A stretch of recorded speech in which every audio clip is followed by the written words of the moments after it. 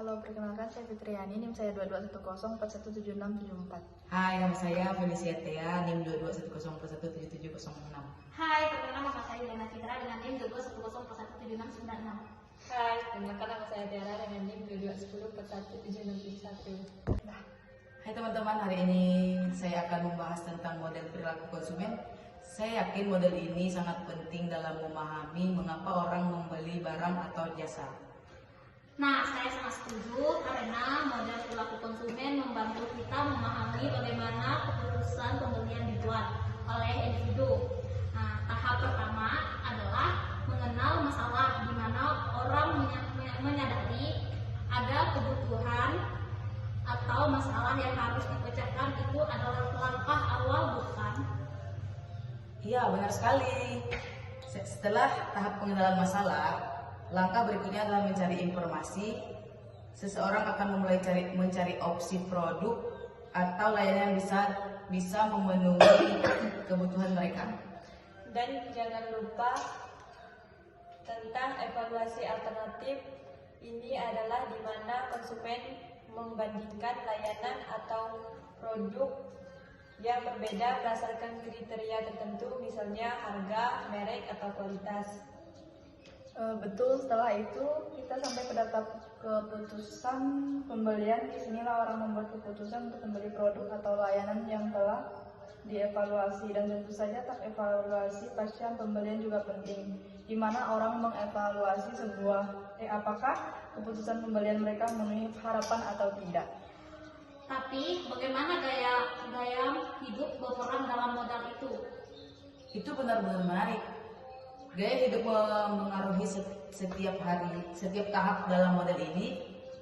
Gaya hidup individu mempengaruhi bagaimana mereka mengidentifikasi masalah atau kebutuhan.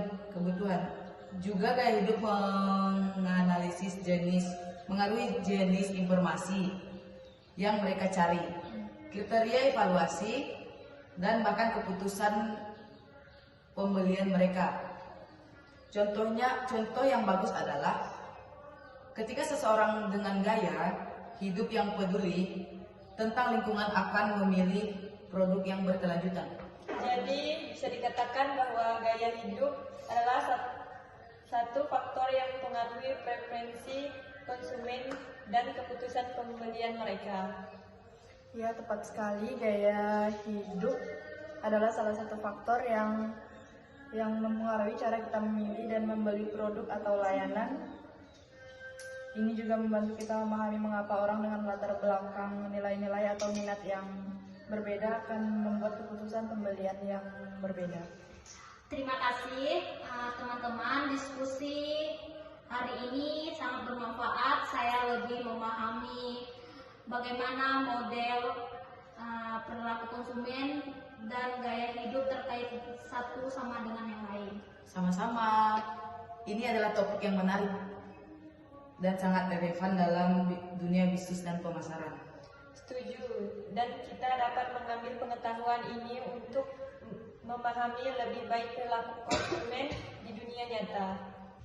Ya, dan kami dapat melihat bagaimana perubahan dalam gaya hidup seseorang juga dapat mempengaruhi preferensi konsumen dan keputusan pembelian mereka. Perubahan dalam gaya hidup dapat memicu perubahan dalam nilai-nilai dan prioritas. Betul, jadi penting bagi perusahaan untuk terus memantau perusahaan dalam gaya hidup dan nilai-nilai pelanggan mereka agar tetap relevan dalam pasar. Saya setuju, dan juga mungkin penting bagi perusahaan untuk beradaptasi dan membuat strategi mereka sesuai dengan perubahan. Ini dapat melibatkan peluncuran produk baru atau kampanye pemasaran yang lebih sesuai dengan tren gaya hidup yang sedang berlangsung. Terdengar seperti rencana yang baik. Dengan pemahaman yang lebih baik tentang model perilaku konsumen dan pengaruh gaya hidup, kita bisa lebih siap menghadapi tantangan dalam bisnis dan pemasaran. Nah, itu sangat benar sekali. Terima kasih untuk teman-teman atas diskusi yang bermanfaat ini. Nah, saya yakin pengetahuan ini akan berguna dalam karir kita di masa depan nanti. Sama-sama. Mari terus belajar dan berbagi pengetahuan kita satu sama lain. Setuju, semoga kita semua sukses dalam mempelajari akademik dan profesional kita. Terima kasih. See you next time.